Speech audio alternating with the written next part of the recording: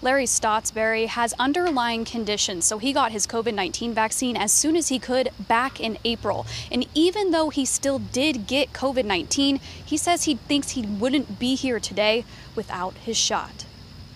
I thought this would be, great, something to protect me. Larry Stottsbury is fully vaccinated for COVID-19, but at the beginning of July, he got very sick. Honestly, I thought, well, that's just my luck.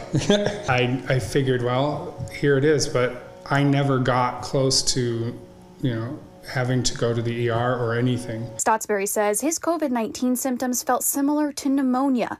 He says every person in his office at an apartment complex in Rogers also got coronavirus, although most of his coworkers were not vaccinated. I got to watch and hear from 5 other people that I potentially spread it to suffer way harder than me. Health experts say COVID-19 vaccines are not perfect, and they never advertise the shots to be 100% effective. We know these vaccines are protecting you against what matters, which is hospitalizations and deaths. But yes, there will be time to time when people will have an infection. And what we're worried about isn't the breakthrough infection specifically. We're worried that people could still transmit this virus. Dr. Daphne McBruce with Mercy Fort Smith says it isn't the vaccinated patients filling up the ICU.